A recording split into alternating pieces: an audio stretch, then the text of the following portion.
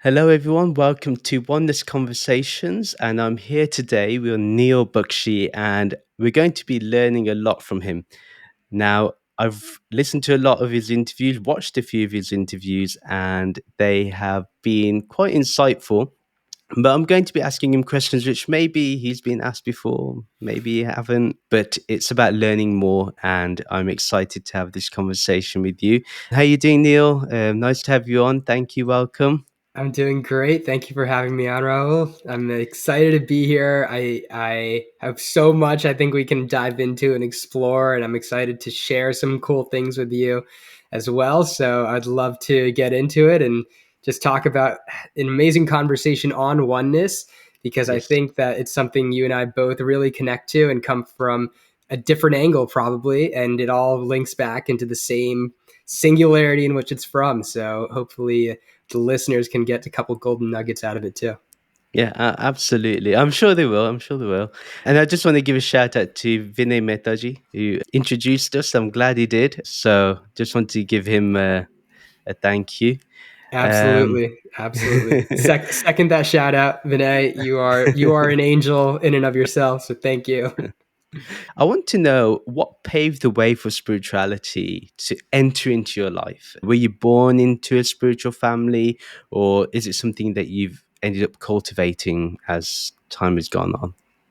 So I was very grateful and very blessed to be born into a family that had really raised me on spirituality. So my mom grew up, and both my parents grew up in India. They moved to the U.S. and my mom really grew up in the Sikh tradition, and Okay. eventually, sort of in 1992, actually, when I was born, my dad joined a path called Self Realization Fellowship, which Hmm. was created by Paramahansa Yogananda, an Indian guru who came to the U.S. in 1920 to basically teach scientific yogic techniques of meditation in the West. And so my dad joined that path, and very soon after, my mom joined him on that path. And I actually was born, or rather raised, meditating since the age of 5. And so they would really take me to the meditation chapel, teach me meditation at home. And so it was, I was very entrenched in that aspect of spirituality. And that's really how I grew up. Oh, nice. So, your mom was from a Sikh background. How did she marry up the teachings of Paramahansa Yogananda ji and obviously Guru Nanak Dev ji, and how did that play? That's quite interesting.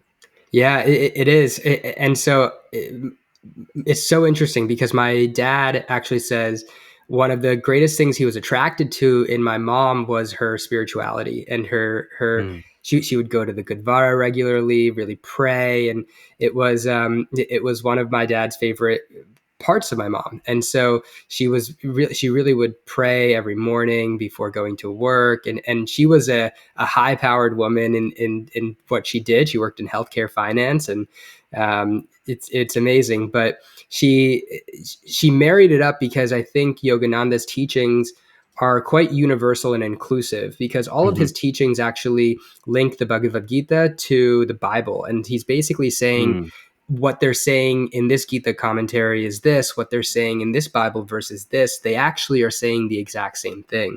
And so he mm, brings a level of connection. And so what he really sort of emphasizes is that there's many paths, but ultimately one truth.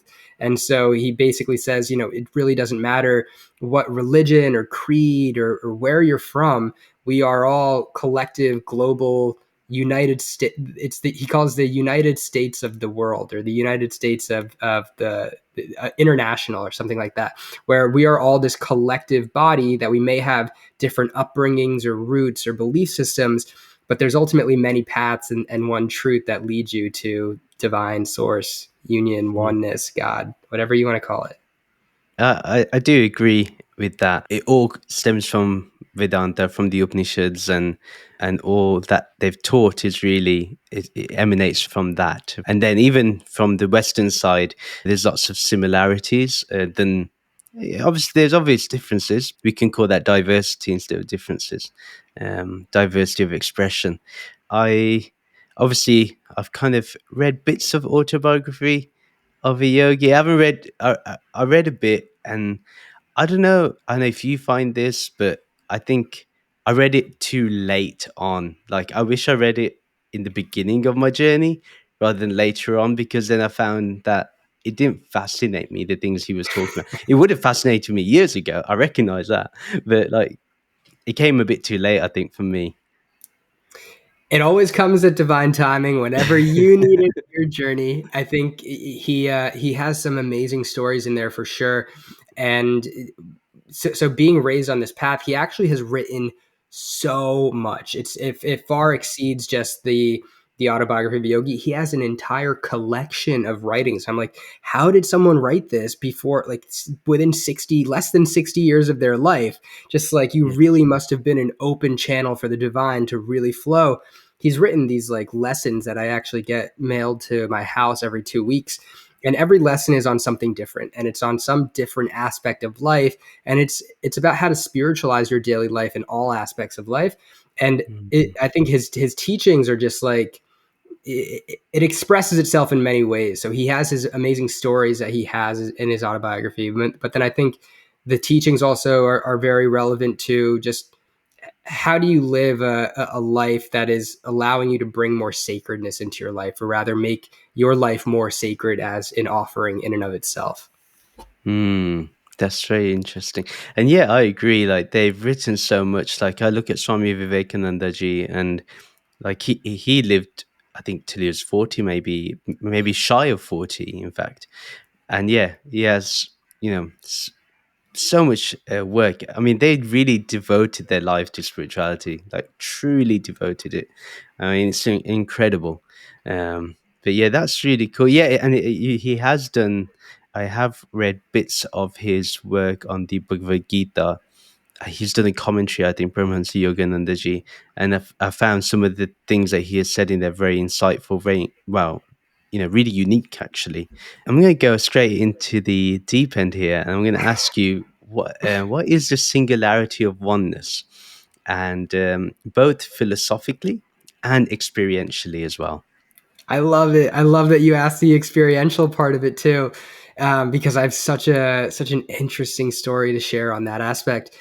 So the singularity of oneness philosophically, I believe, is that it starts with this aspect of, if you want to call it light or creation, but the thing is, it far transcends just what I'm able to express in words as me saying light. And so what I mean by that, just kind of giving you an example, is if I went to two hydrogen molecules and an oxygen molecule in the ocean and I said, hey, you're wet, they wouldn't understand what I'm saying. The Mm, language that I'm communicating in just does not compute with their frequency. They would be like, we're atoms, we're electrons. Like, we do not understand what you mean when you say we're wet. And so when I say that there's a singularity of consciousness, I mean, it's a 0 point. It's where there is nothing but simultaneously everything. And mm, within that nothingness exists everything that ever was, will be, can be, but it's simultaneously nothing. And so, it, philosophically, the oneness is, if you want to consider it light, let's consider it light. And that light then becomes fractalized. Much like when you put a prism in front of a white light, you'll start to get a fractal of rainbows. Well, that mhm, one white light became an entire swath of colors, right? Red, orange, yellow, green, blue, violet. And so, similarly, as it goes through this prism, it becomes more fractalized. And if I put it mhm, through more prisms, it would become even more fractalized. And so, this singularity or oneness is the aspect of creation that we are all born from.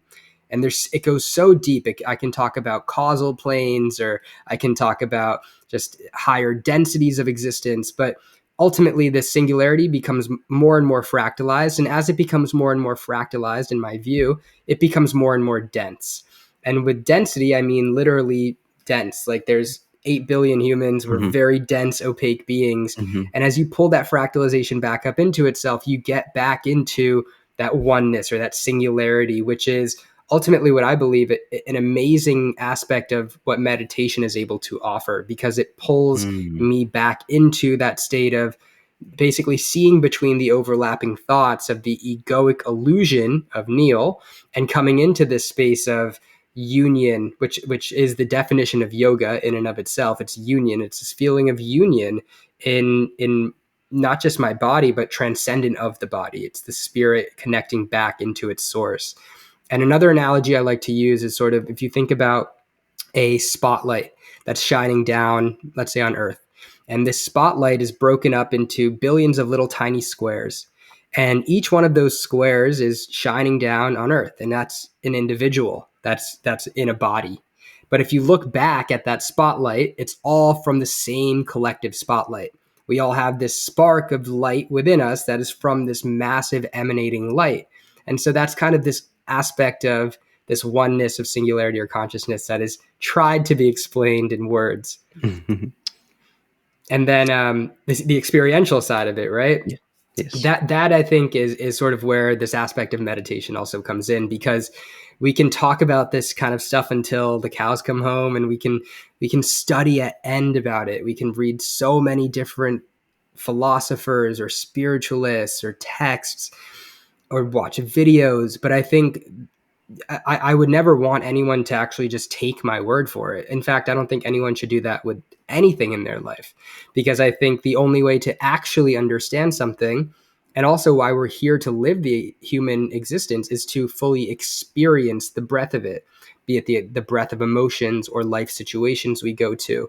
And if, for example, I told you ice cream was sweet, but you never tasted ice cream, you would just be like, oh, Neil told me ice cream was sweet, so that must be sweet. But you wouldn't really understand what it meant to be sweet. You wouldn't really understand, Mm. okay, this is the texture, the flavor, the temperature, the sweetness of it. And so it's that aspect of having the full experiential understanding that allows you to genuinely, capital K, know and feel what that oneness is. And so I had this experience. I went into darkness for a week, and I really did. You couldn't do nothing except be with your thoughts and meditate. There's nothing to do there. And it was an experience that I had that was genuinely me feeling that oneness. And I had an experience where I also saw it, if I can say it was like a vision in a way. And it was in a completely open plain where there was nothing there. And far off in the distance, there's just a dot that is emanating light, and there's nothing there. But as you get closer and go into it, you look inside of this dot of light, and within this dot, it contains every aspect of reality, every universe, star, planet, galaxy, reality, human, alternate life form, and alternate timeline, every possible timeline that any human or any being in any reality can live. It contained within it a totality of everything, but simultaneously, it was nothing. And it's almost like if I put a circle in front of you and I say, step into the circle. Well, did you enter the circle from the beginning or the end? Well, you don't Mm. know. It doesn't, it has no beginning and no end. And it's that feeling of it is a singularity of unity that has no beginning and no end. It is simultaneously nothing, but within it contains everything, which is the most Mhm. beautiful paradox of, I think, our existence, and simultaneously the expression of what I believe spirituality to be experientially. Mm. Very, very interesting. And I remember one of my first major spiritual breakthrough was actually meditating and seeing a point of light. And what happened with I had this kind of inner voice. It wasn't my own. I would like to believe it was my own, but it wasn't. But it was like, even this, I am not, because I was making the light into a form. If that makes sense, that's when I would say that experience of seeing the whole of existence all in one go, and then coming back into the, like, what I would say, into the body, into the awareness of the body. It was interesting. So it's quite cool. And the fact that you did a retreat, 7-day retreat, did you say? Yeah, it was Yeah. 132 hours, so 6 nights, 7 days. Yeah. Wow, wow. You know what? I don't think people can cope with 30 minutes in the dark room. And I mean, the only time they like things when it's dark and it's to go to sleep. And for you to do that, that's remarkable. It Yeah, shows you got a lot of strength mentally. to It do was that. intense. And it's funny because growing up, I was terrified of the dark. I wouldn't go into the Oh wow. basement alone. I wouldn't take the garbage can to the end of the driveway at night alone. I was terrified of the dark. And I guess eventually you just grow up. But I think this is beyond growing up, and it was something that really called me to it. And it's something that's Mm, also been done in ancient traditions throughout time as a rite of passage and initiation, that in and of itself I think really felt like an initiation, because the ancient Buddhists did it. He went into caves. The Buddha, it's even believed the Prophet Muhammad received the first verse of the Quran in a cave. The ancient Egyptians and ancient Mayans, the Kogi tribe of Colombia still actually take children when they're born and put them in a cave for the first 9 years of their life, who are selected to be their highest form of healers, known as mamas. And so I think it's something that really does something to the consciousness, ultimately, to see what it is. interesting. Yeah, I mean, I know for sure Ramana Maharishi, I think after his awakening, he was in a cave for a good couple of years at least, before he was kind of dragged out to start teaching. But the story is that apparently he was so engrossed in meditation for that many years that, you know, the insects eating into him, he was that kind of into that experience of the self or Samadhi. Brahman. Yeah, really. Yeah, yeah, really nirvikalpa samadhi. Yeah, you mentioned the cave thing, and you know, I think, and caves have a big significance in India too.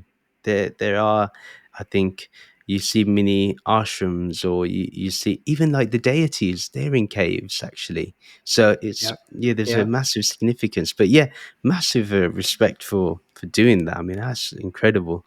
Now I would like to ask, from this singularity of oneness, there's a few things. One was, so would you say that we are different to this singularity, or is it just the appearance that we're different? What is it? Is there a separation, or is there not a separation? So, in my own personal view and experience, the separation is born of the egoic identity of separation. Mm, The illusion of separation is as I view it.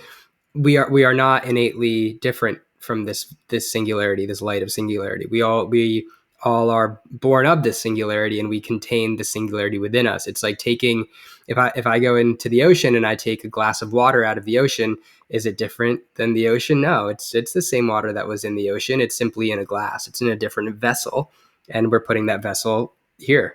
But similarly, that's how I view every single person in this world. I view every single person as a teacher, as me, as the divine, as that light, as that mm, singularity. And I think that's really what we're missing a little bit today, as we go about our global world and seeing different conflicts and divisiveness across gender or race or sexuality or creed. And I think it, that aspect of seeing ourselves in the other is lost. And I think that is the beauty of what kind of pulls us back into remembering that everyone is our brother, everyone is our sister. We are one being. mm. The ground of being is the same. It reminds me of Kabirji's one of his lines. I think it's in the Guru Granth Sahib, that the drop is in the ocean and the ocean is in the drop. You know, that whole thing. I know I think Rumi also has something similar as well. But yeah, it's fascinating, very beautiful that you mentioned that, and I agree with you that there's this illusion of separation, and that's what I mainly talk about on my podcast. Is that yes, there is this relative reality, this transactional reality. We have to be different on appearance, and thank God we're a bit different on appearance, because you know, if everyone was just the same, we wouldn't enjoy each other's company, or enjoy the material objects that we get to enjoy. I wouldn't be able to enjoy that chocolate cake that I love to eat. Not, I can't eat it as much anymore, but you know, but you know, and then, but innately, I should realize that when I go back into myself, that actually we're all one. And like you said beautifully, it doesn't matter how different people are, we're all one, and Yeah. that we have more in common than we have different. I know that, yeah, we probably have another election cycle coming up in America. I know it's coming up. I think it's happening in the UK as Oh well. man. So India's having its election. So I know it's going to be a time of extreme divisiveness.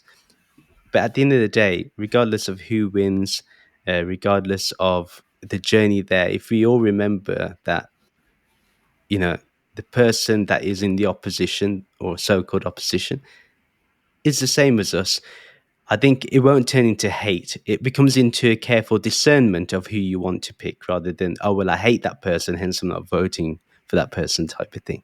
So, yeah, prayer is that we're more loving and we see more from that unity. So I like that, man. I like how it can become part of the world rather than separate, you know? Completely. And I think the beauty of it is we're not here to. So I believe this separation is born out of the need of the egoic consciousness to exist in this world of duality that we live in here in this third Yes. dimensional plane. And to that point, the ego isn't something to be disliked or wanting to be killed off because, for example, as you correctly stated, well, if there is no more quote illusion of separation, well, then you wouldn't be able to enjoy the chocolate cake. You and the chocolate cake would already be one. So you wouldn't really Yeah. be able to Yeah. experience the chocolate cake in its full experience of being a delicious chocolate cake. And so I think that that is part of the beauty of living the human experience to be able to the ego just wants to be heard. It wants to be understood. It genuinely just wants to be loved, which is Yes. what we all Beautiful. want here. Wow. And I think how can we bring that level of love to the ego to then allow us to experience one another from a space of genuine curiosity, care, compassion, love, and joy? And I think that kind of is also where this aspect of Leela or the divine play comes in as well. It's since when did we really decide to take life so seriously?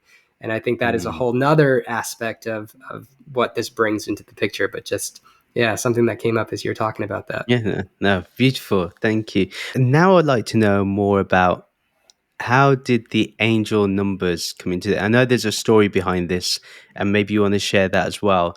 But eventually, what I want to get us to is how we can link this singularity of oneness to the angel numbers. If you can make that link for us. Sure. So I will go into a 2 second overview of this Sure, story sure, sure. and make it super fast, maybe a little more than 2 seconds. So in 2020, my mom very suddenly and unexpectedly passed on. That created a catalyst where I went back into meditation, into my spiritual roots more than I ever had before, just to seek peace and solace. In the Hmm. first 3 months of 2021, I started to receive messages from outside of myself for the first time ever, really, in meditation, really ever. And it was the message that said, you need to help people. It was the same message every day for 3 straight months. And I had no idea what that meant, how I was supposed to go about doing that. I was working at Goldman Sachs in investment banking. I was like Wall Street as Wall Street gets, like super hardcore in that mode, like, oh, yeah, yeah. And what happened was because I work with numbers so much, like Bloomberg is on my screen. I have like 4 monitors in front of my face, CNBC tickers, Excel financial models. Numbers are a huge part of what I did. And what would happen is as that year progressed, I started to notice these numbers and mostly repeating patterns. So it was like Hmm. 222, 333, 444, 555, and like it wasn't just like twice or 3 times a day. It would, no exaggeration, be 20, 30 times a day, to the point where I Hmm. was like, okay, I'm a fairly logical person. I'm analytical. Like I'm a Hmm. banker. Like what is going on? This is Hmm. just downright weird. This isn't normal. And eventually I started to research about what is this, right? Why am I seeing this? I eventually came to understand that Pythagoras, is known, ancient Greek philosopher, is known as the father of numerology.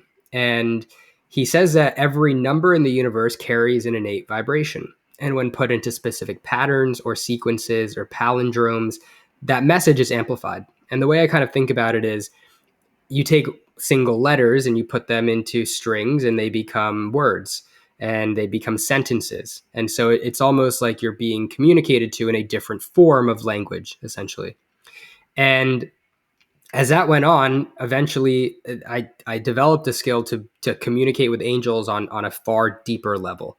But I call them angels simply because people were calling them angel numbers. I had no word for it. I was just seeing these repeating numbers and these patterns, but people colloquially and collectively called them angel numbers. So I was like, oh, okay, angels. Well, how this relates back into oneness and singularity, and I think I'll even take a little bit of a step back further to talk about just this concept of angels as well. Angels are referenced in every culture, every religion, every tradition around the world through history. All Abrahamic religions mention angels. The Aboriginals, which is the oldest tradition on earth, mentions ancestral beings who are unseen teachers. The Bodhisattvas of Buddhism are basically archangelic beings of Buddhism who remove suffering and fear and guide people back towards the light. The Druids also believe that there's four elementals of nature, and the fifth elemental is eventually an invisible being, which is likely some form of angelic guidance. The Devas in India are lesser forms of the force of gods. And similarly, Krishna, you can even consider him as an angel of Arjuna. And so if you think about angels as a guide or a protector, Mm. but what it is they're specific to you and your individual experience and how it relates back to that singularity of oneness. Well, I believe that they are the heartbeats of that singularity of oneness. They are offering little pulses into us saying, hey, this is just a reminder that you are part of the singularity, and we will try to communicate, or I will try to communicate with you in any way just to give you a reminder that I am here. I am not different than the Mhm. singularity. I am part of the singularity.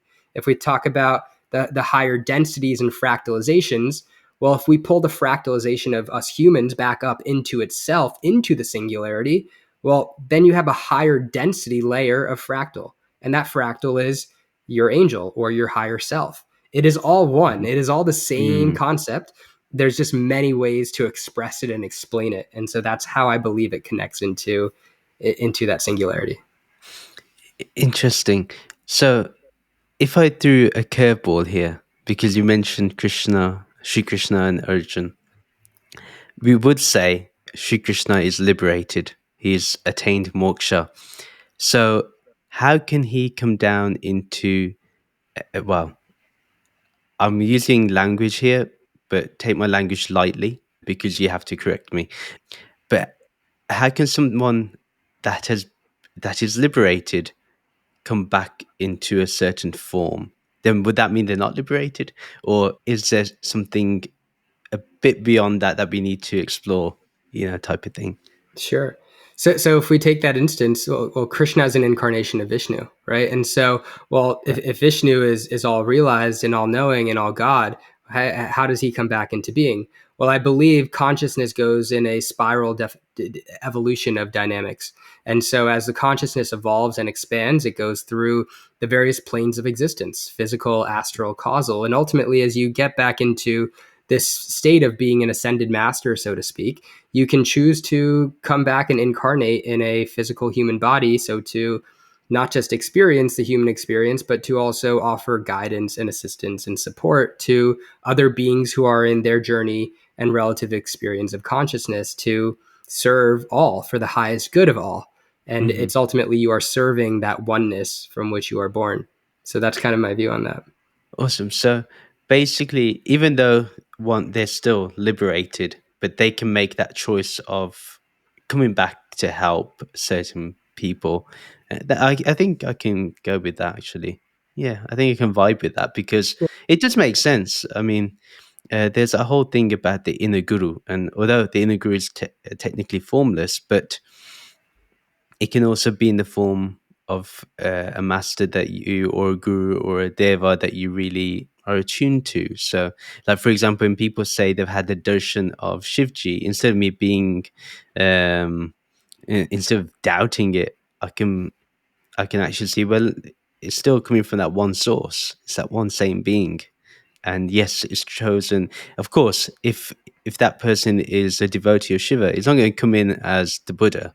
Do you know what I mean? It's going to come in a shiver. It makes sense. So yeah, I think I can vibe with that because I've heard of people who've had experiences of the Devis and Devtas and of Shri Krishna or of their gurus. So a lot of people. I don't know if you've heard of the Radhaswami group, um, but they will say that their Guruji, they say, Babaji's come to collect me when they're about to die. And they actually see their Guru. And it's, and not just in that kind of belief, but so many other people have said, oh, my Guru's come to collect me. And it's, Yeah. so yeah, it's interesting. And so that brings me to another point. There's an amazing ascended master, guru of mine as well. His name is Mahavatar Babaji, and he is Hmm. known to people say that the incarnation of Babaji is really ageless. He appears as this young, very fit being that takes the body of a man who roams the Himalayan mountains and who has caves in the Himalayan mountains, and so he is this ascended master. Essentially, he has reached that state of divine union with all that is. However, he comes back into human form to offer this level of guidance, support, to basically show, be that inspiration, be the embodiment that I think at times people may need, right, to in order to Yes. view themselves as that is attainable for me. Because I think for so many, and I know people in my own sphere who are always like, oh, you have to be really advanced to like do XYZ. It's like, well, believe that you are advanced, believe that this is possible for you. And I think it offers that dose of inspiration and embodiment that so we all need all here. Yeah. I've heard stories of people seeing Mavda Babaji.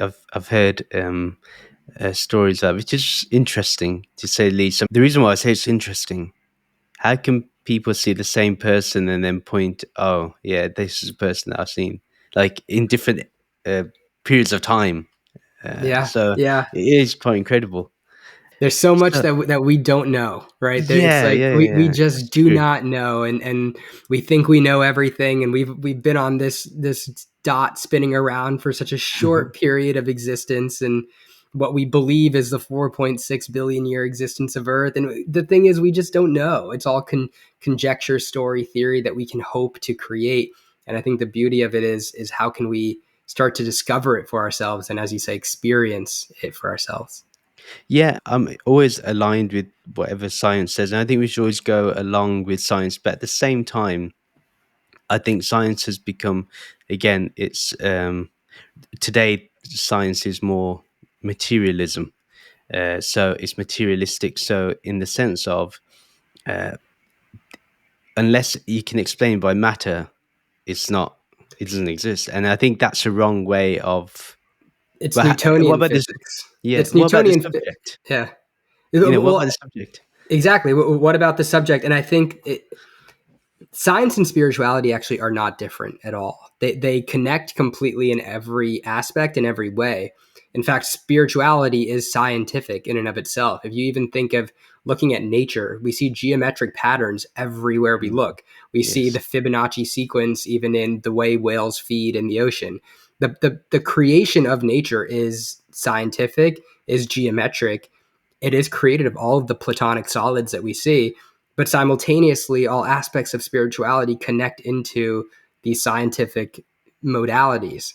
But the thing is, for so long we have discredited the belief in things like quantum physics because it simply cannot be seen. Quantum is basically the unseen or subatomic level. and Mm. and even amazing intellectuals like Einstein, Nobel Prize winners, Niels Bohr, all of these people had some form of spiritual belief in their life. And that is the part that we miss from the scientific equation, or we sort of push aside. But if we look at them in conjunction, we actually see that spirituality and science are not separate. They are connected and unionized. Yes, yes, I do agree. I think, again, like I said, people shouldn't be so close-minded, and I've catched myself, like catch myself often. I'll be like, "Oh, this is all nonsense," but then I'm like, then I think about it. I spend some time think about it, contemplate. I'm like, actually, I shouldn't dismiss something if I don't know it, if I've not gone even further in it.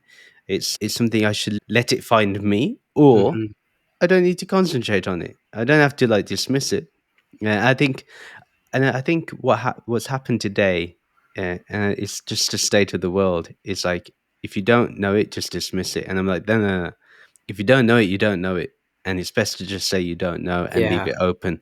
And I really like the way you've explained everything. By the way, it's really really nice, and I liked how you've linked the ancient numbers to the singularity of consciousness. How does the theory of karma and reincarnation fit into this? Does it even matter in all of this? It's an awesome question. I think it does fit into all of this, and I think that at least in my view, we are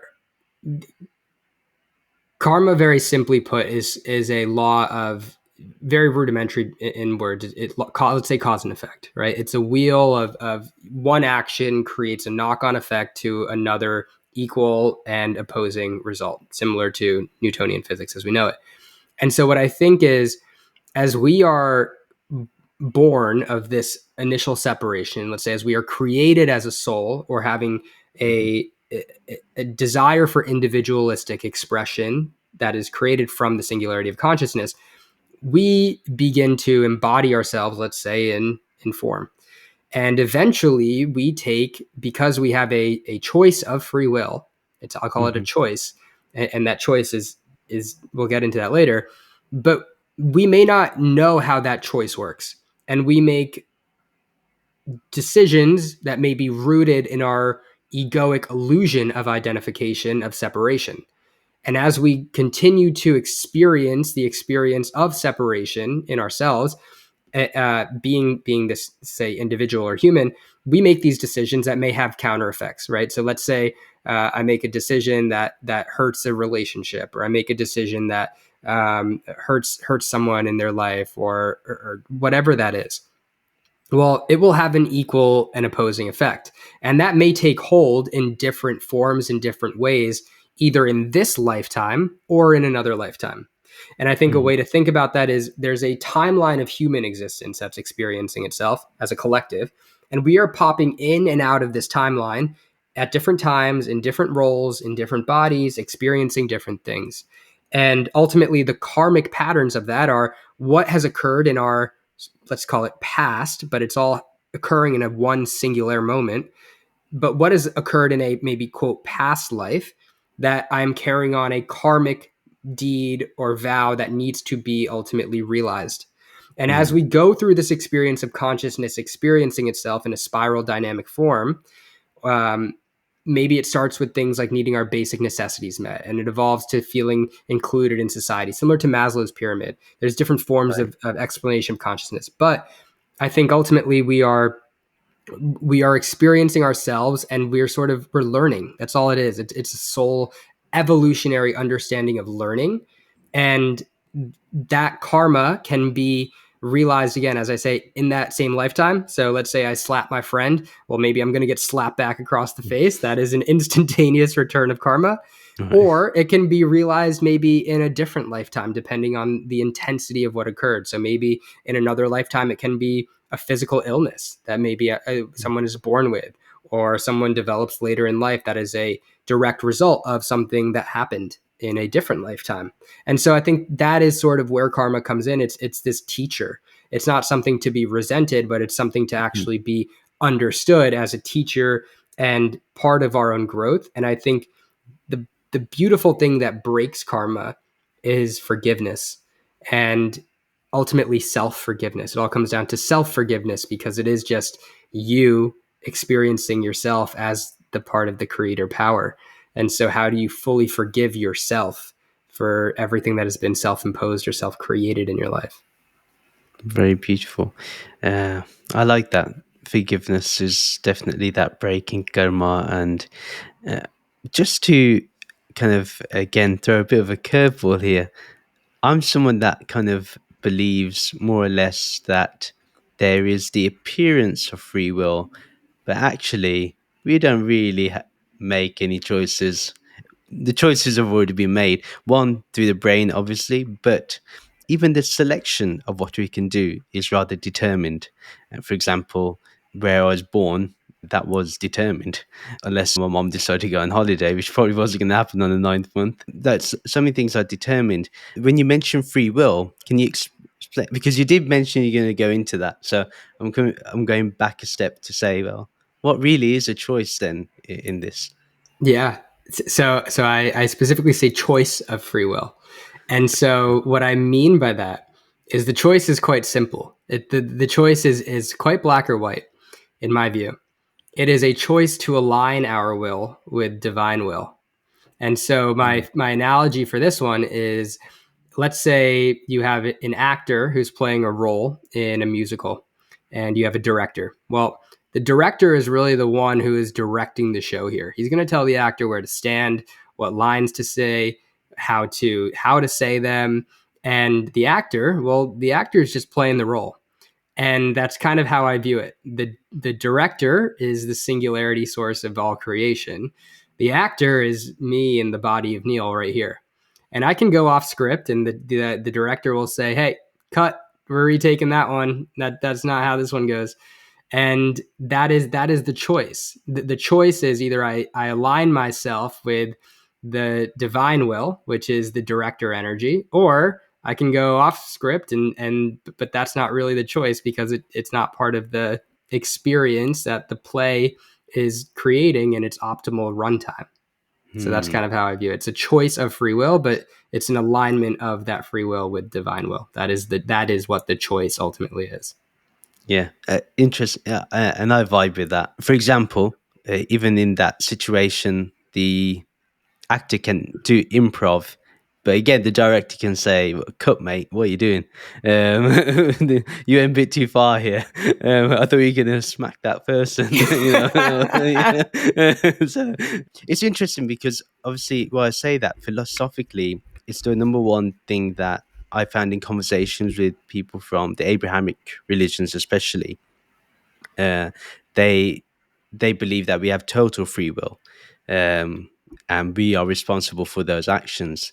But I think karma is a lot more compassionate in the sense of, yeah, you'll get to deal with it, but at the end of the day, it also, your intentions matter. Your um, the circumstances you're in is also considered, you know, and we see that. And I think the reason why, and I think a lot of, coming from a Hindu background, a lot of us don't really know the vastness of it is because we probably haven't read the Mahabharata or Ramayana. And in there, you can see how what someone did in like 5 lifetimes ago is playing on in Sri Ram's life right now. But unless you've read that stuff, it doesn't make sense otherwise. So yeah, interesting. But yeah, if you have anything to add, please do. No, I think it just comes back to me to like sort of not like it reminds me of just everything being a reflection of the self. And for a little while in the beginning of my spiritual journey, I would hear things like, "Oh, like everyone is a mirror for you," or "everything is a reflection." And I would oscillate between seeing that and not seeing that. And I'd be like, "Nope, this person's just an effing idiot."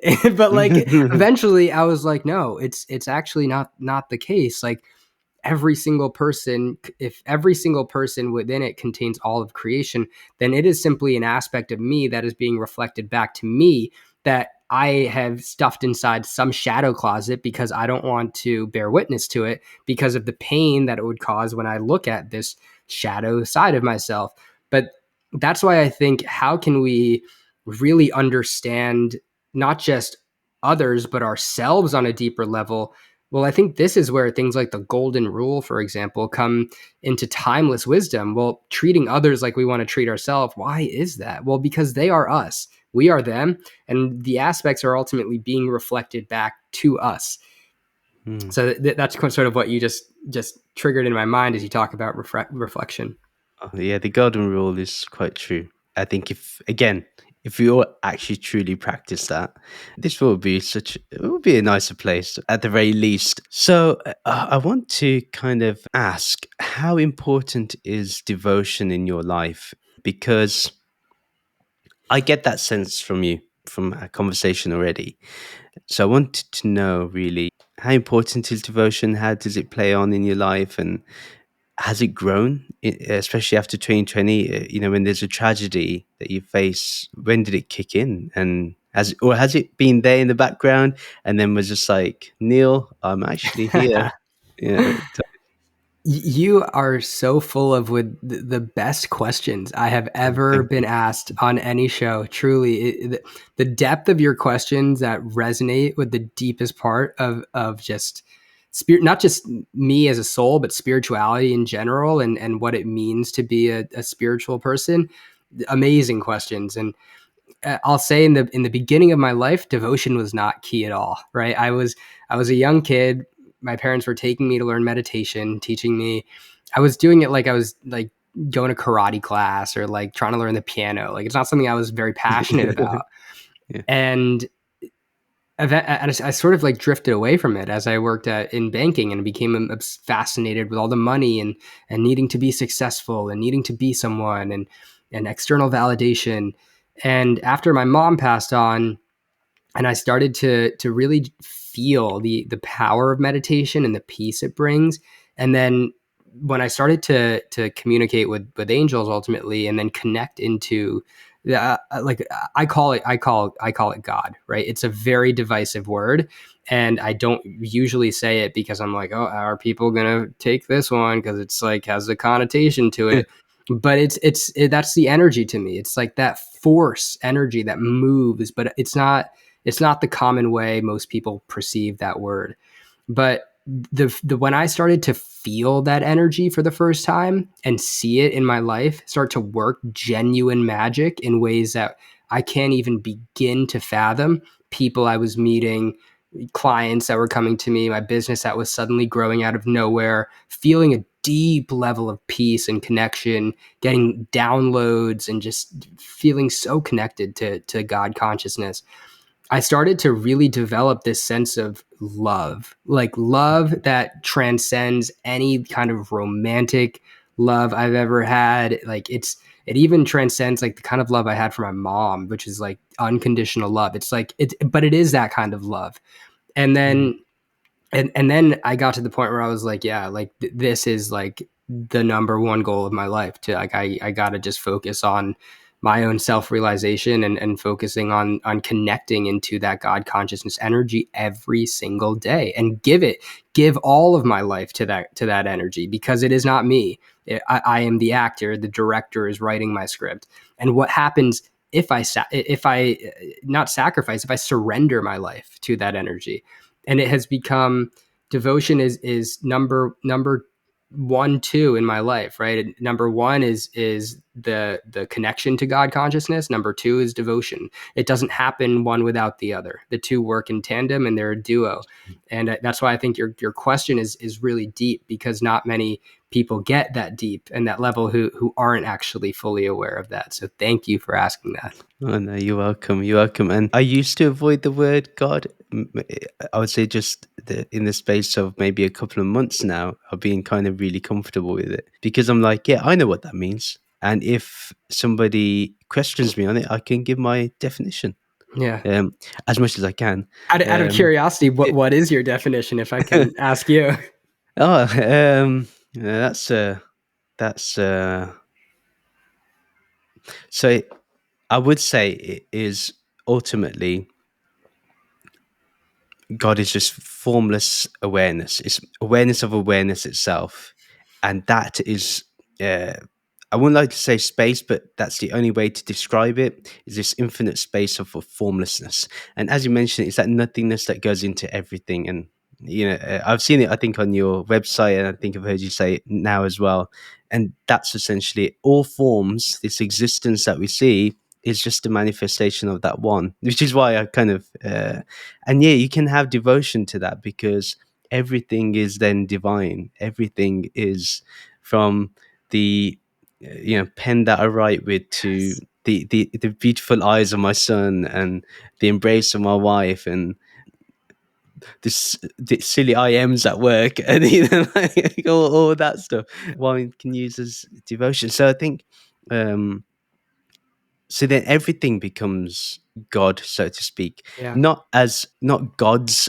I would say, but just that one God. But yes, Yeah. if someone wanted to push me and say, but everything is different, yeah, then you love different gods. Then it's still the one for me. But yeah, and I think so that is what and this when I say formless awareness, it's incredibly vast, where there is no beginning, there is no end. We've talked about this before the podcast recorded. It is that timelessness. Yeah. Um, yeah, it's. I mean, when you connect with that, then there's there's no looking back. Then there's Hmm. no. I can't return back to the Rahul that denied all of this years ago. And I'm glad I denied it, because I wouldn't come to this accepting place now. Yeah, exactly. Um, so yeah, that's my in a nutshell. But I follow more of the kind of Advaita Vedanta type of worldview or philosophy, that it's nirgun, but there is a place for sagun. There is a place for the attributes.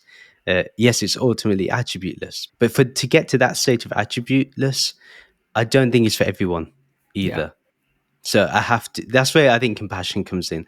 I understand that people will need the sagun. They will need the attributes. Yeah. And it's good. It's necessary.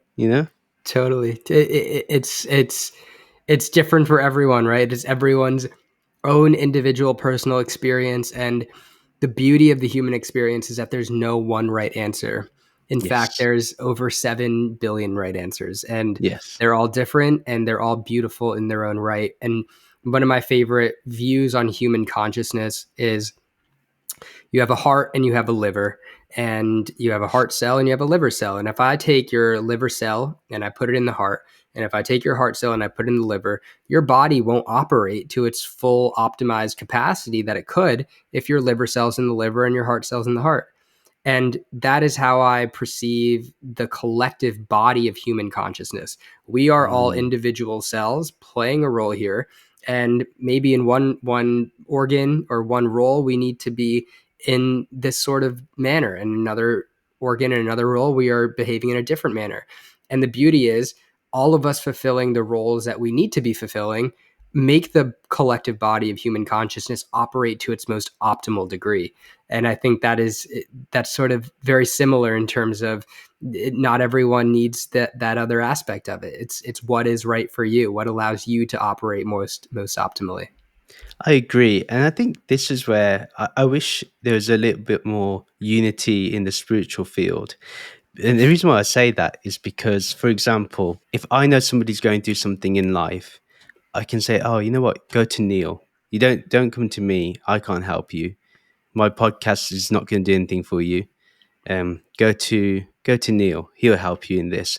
And I wish that there was a bit more unity and collaboration in that sense, that we recognize whenever someone's, say, ready for something or they need something, that we point them in that direction. And I often find that people don't, like, there's people that are stuck in a spiritual institution, just uh, I mean, one could call it faith, but I would call it more so just they don't know where else to go.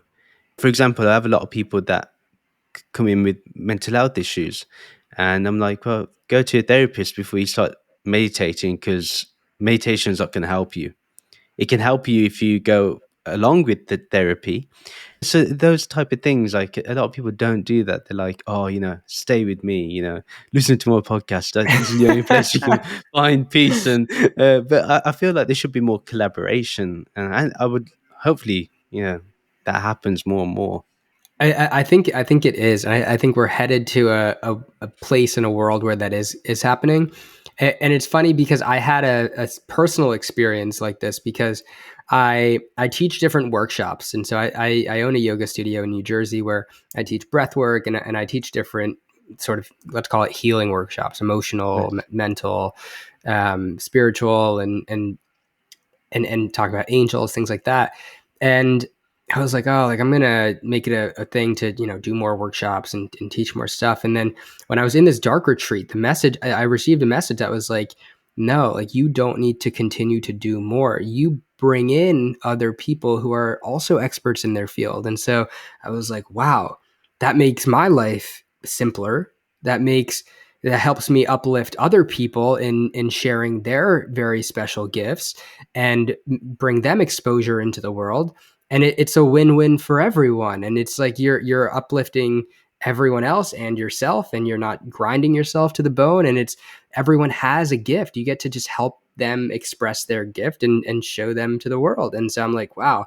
So I invited 6 different amazing people who I know who teach different modalities, from astrology to numerology to energy healing to channeling to inner child healing. And it's like amazing because I get to now bring experts who now know what to talk about in these Uh, places, and I don't need to wow.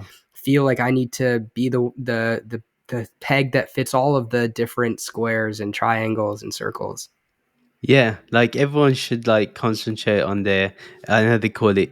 I think it's niche. They pronounce it here. Mm. So yeah, everyone everyone has their niche or niche, and I think yeah, if we stuck with that and then allowed ourselves to like see where people are coming from, especially like I find a lot of people will they come to me with a question and I'm like, I don't really have the answer for you because I don't think what I'm going to say is going to register.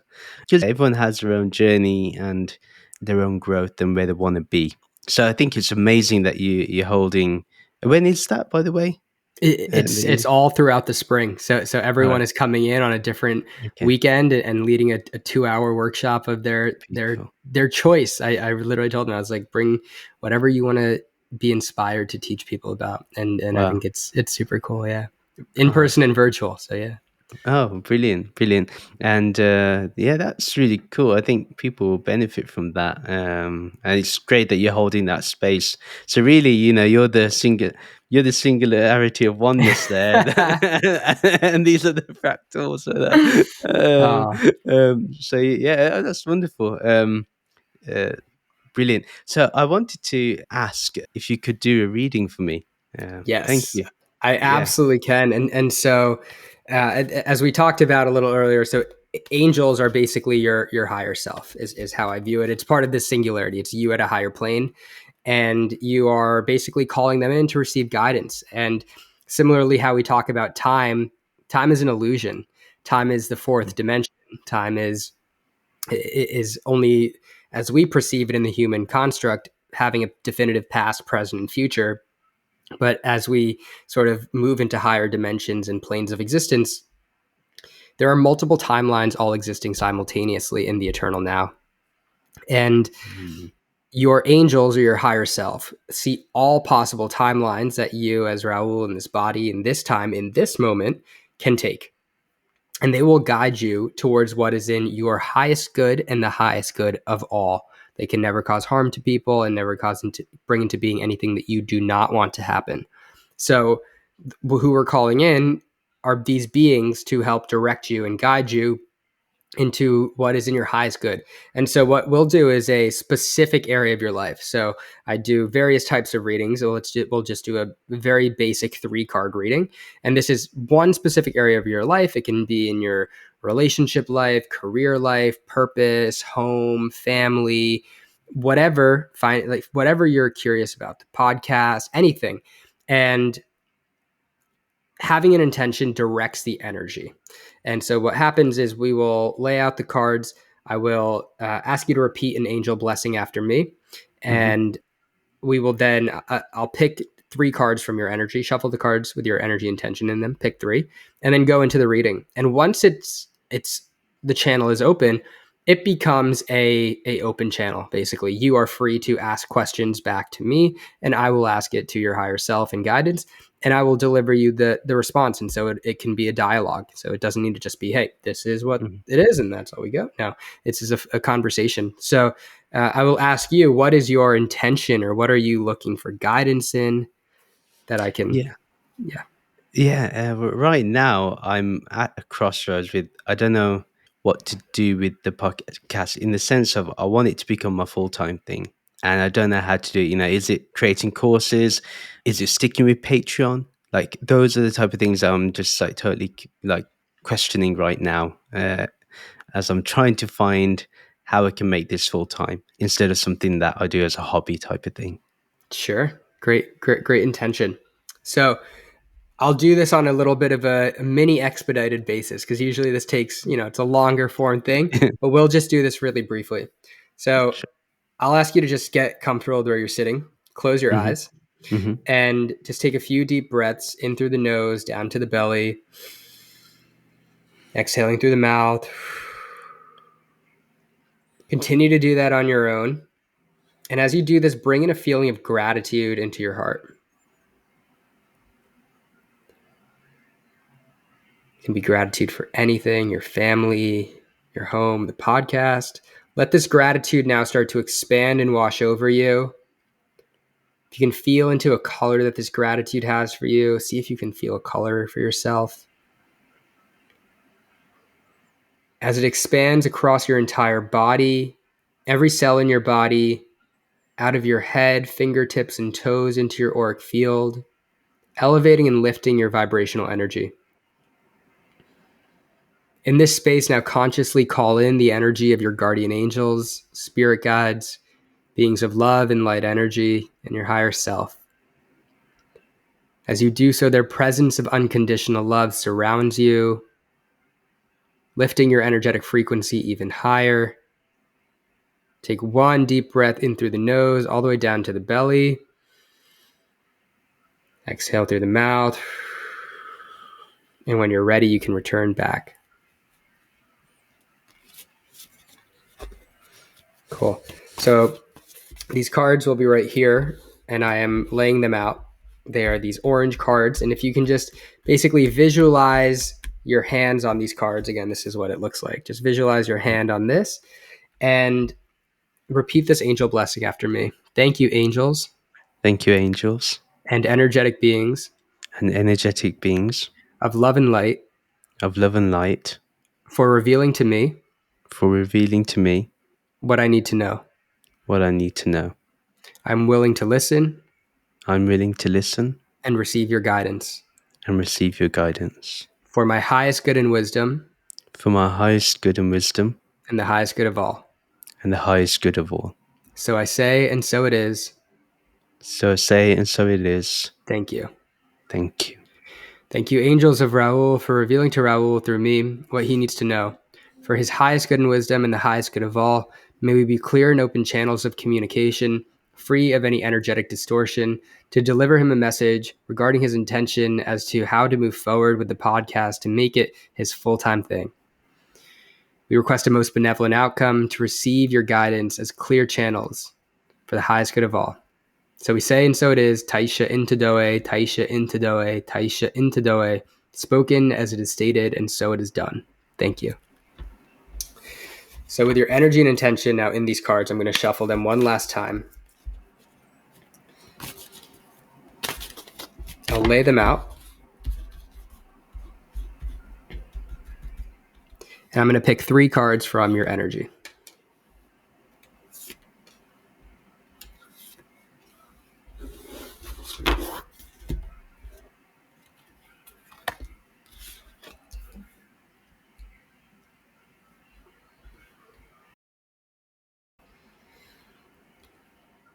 The first initial message that your angels come through with this is that the gears are turning, is what that means. And so they typically come through in either visions, voices, or felt senses. And there's this energy of gears turning. Change is really about to start coming. Change is starting to percolate through what is about to happen, and the entire overall energy of how you get the show out there, how you create partnerships, what is about to happen, how it's monetized, basically how it's received, and sort of this aspect of partnerships that come with it. Your angels want to acknowledge that a tremendous strength that you have as it pertains to how you've been able to share the podcast, and that's just the state of overall being of the show, is this sense of profound harmony that you bring and that the show brings to so many people. It brings this sense of inner harmony.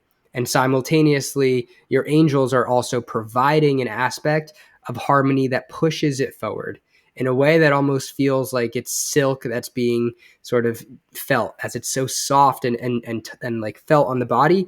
It's that feeling of being wrapped in that silk and being wrapped in this harmonious energy that's allowing you to create this feeling of greater resolve in terms of where you want to move it. And it's this feeling of your angels actually have seen that you have a resolve to take it to another level. And they see this desire in you and this aspect of what you bring as it pertains to the harmony that you're able to share and spread with so many. And they want you to remember to lean on that strength. And because what is happening as it really relates to this feeling of having things in a very like tight and conjoined manner. The way you run things, it's not very like shoddy or like slapped on the wall in different ways and trying different things and just hoping it sticks. It's actually quite methodical. It's actually quite measured and thought out in how you choose to take the next step of action and what exactly that next step is going to be. You sort of lay out potential options. You sort of see and measure, okay, is this one sort of right? Or does this one feel like the one I need to take? Or what are the benefits and chances that this one is actually better? And so that aspect in you that has this organizational resolve to pull it to the next level is the greatest strength that they want you to lean on.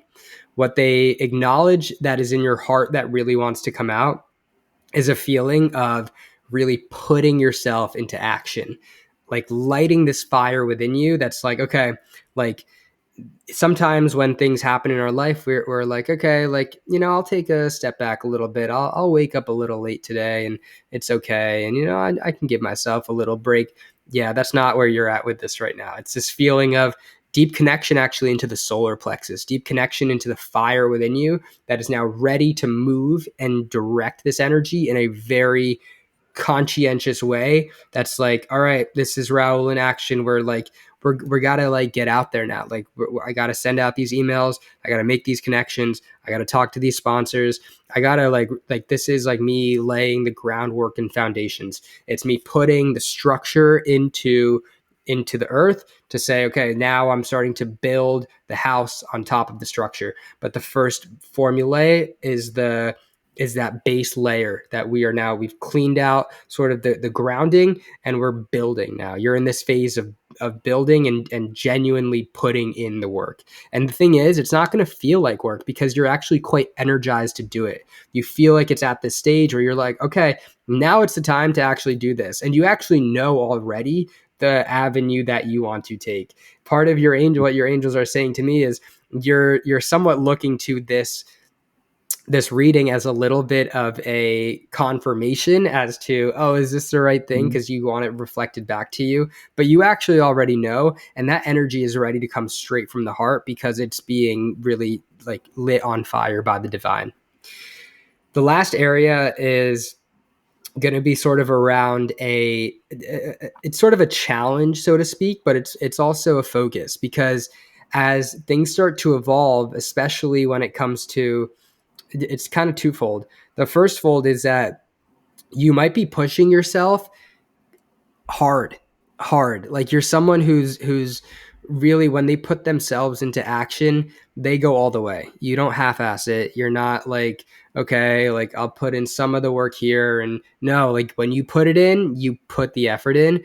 And that can often lead sometimes to feeling ground down in the sense of you push yourself really hard and you don't necessarily give your body and mind and life and those around you the same level as compassion as you normally would if you didn't necessarily have this innate intense drive to go and create this next layer of where this is heading. And so what your angels want to say is sort of a focus for you as this gets underway is come back into remembering this aspect of compassion to approach yourself and your loved ones and all that you do with, because it may feel like now there's so much externally happening. I got to talk to these people and I got to send these emails and it's like, oh, I got to do all this like back end stuff and like this editing. And it's like, it's going to happen so fast and there's so much that it may start to sort of just like come in on you. And what happens from within is like this aspect of deep compassion that you have will start to get challenged because of all the external stuff that's coming in. And so they want you to just be aware of, remember to just give yourself compassion as this unfolds, because it's also not going to be something that you're like, oh, it happens immediately and it's it's all suddenly fantastic and it happened all within a month. And would you believe that? And it's not going to necessarily happen that way. And so they Mm. want you to know that as you go through this process, it is a steady build. The house gets built slowly, a little bit over time, piece by piece. The house wasn't built in a month. It usually takes a season for the house to get built. And then when you move in, and then when you move in, there's still going to be some things that you got to fix in the house that maybe aren't totally there. And it's this process that is being worked towards. However, they want to remind you that the biggest strength that you have is this aspect of deep harmony that you bring to all of the listeners, the deep harmony that you bring to the world as part of this, and to remember to align yourself with the reason why you started doing this in the first place. Because you are creating a resolve, not just within yourself to help and serve others, but you're also creating this resolve for the mass globe of consciousness. And so use that pillar of strength, because that is going to be your shining beacon as you go ahead and let your heart do the work that you're about to step into. Wow, very interesting. Very, very interesting. And I won't say you're wrong in a lot of things. Well, in everything you said, yeah. It was more or less I was asking as a confirmation. So that is true. I do know what I'm going to do. So yeah, that was very interesting. And then I can see, especially the last point that you made, especially I can see how that can happen. And that's happened kind of like in the past, maybe not too strong, but it's definitely shown its ugly head, so to speak. So yeah, and I imagine the path that I'm taking, it would be 1,000-fold. So I have to learn how to have that compassion for myself and for my loved ones. So yeah, that's interesting to say the least. Yeah, very, very interesting. I really hope that people actually do approach you and ask for a reading. And the reason why, if I may go into how I felt, especially in the very beginning when we go through that process of the breathing and the kind of visualization and connecting, it was, I don't know, I felt it was rather, maybe because I've been seasoned in meditation, I found it easier, but I did feel like it does come from a place of oneness. And I don't know if that's something that you bring. I didn't have the intention of being one, if I'm honest. That was a very interesting thing that I found. And yeah, and then definitely the people I thought of, the energies that I thought of, are my spiritual teachers. And then the things that you're saying, I was like, yeah, that's exactly how they would tell me. So it's really weird. So that's why I'm a bit freaked out at the same time, but but like it, it's really strange. Um, yeah, it's Yeah. Thank incredible. you. It's an incredible Thank experience. you for sharing it. Thank you for sharing your thoughts and what you're feeling, and also allowing this to happen, and your own personal experience being shown on your show to your listeners. And your reaction, where it's sort of like it's this weird, it's like how, like, that's a lot of people who experience this for the first time. I just had a few readings today for first time experiencers, and they very similarly, it's almost a sense of, and I asked them, like, do you have any questions? And they're often like, yeah, like, the first time people are like, yeah, but, like, I feel like I need time to process that, like, that, because Yeah, it yeah, comes at you fast in ways that relate to you and hit home. As you say, it's almost like your teachers would say it. It's almost like your loved one would say it, or whoever it is that someone visualizes as they call them in, because it is really truly calling in on that energy of singularity for how it's related to that person's experience, is what I've noticed.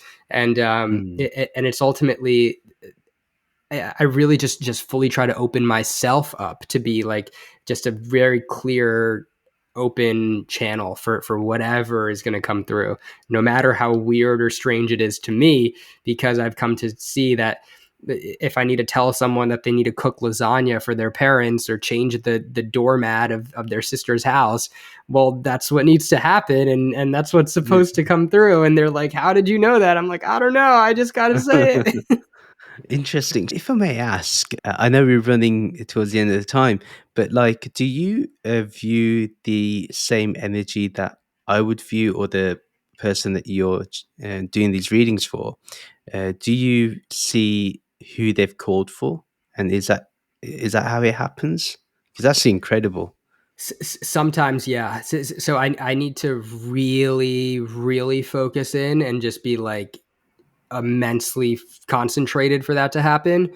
Um, in the mediumship side of what I do. So when someone is really calling in a loved one who has crossed over, and that's a gift that unfolded from my mom's own passing and my desire to connect with my mom. Um, in the mediumship side of what happens, like, yeah, that's like a very prominent, like I have to really focus in, and it drains my energy to the point where I need to rest for like 3 hours after one of them. Wow. Wow. um, so it's like incredibly draining. So it depends. It depends how hard I go into that. If I'm really trying to Yeah. see into that, or I'm just like, okay, they're calling in their angels. I just need to be the messenger for what they're calling in. Okay, so yeah, it depends on the actual thing. Okay, that's really interesting.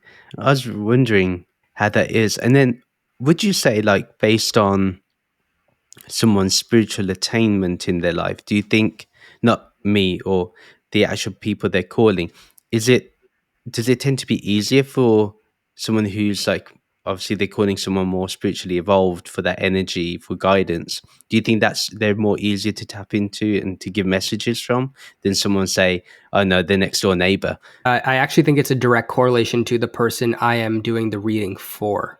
So it's actually not the person that they are calling in, but it is rather the person themselves. Because if all is one, then Right. they are calling in Yeah. that energy of what they are connected to, right? So Right.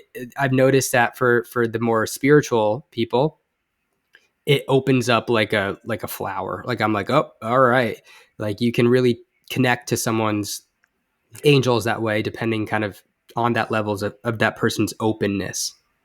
Okay, interesting. Interesting. Yeah, no, this has been I know we're at the end of the time, but it was actually really amazing. Not only to experience what you do, but even prior to that, the way you've explained oneness, God, devotion, the way you've explained what you do, it's been a real big eye opener. I've learned a lot. I think when I go into the editing, I know I'm going to look back and be like, oh, that was an interesting thing, and oh, there's a lot of nuggets of wisdom.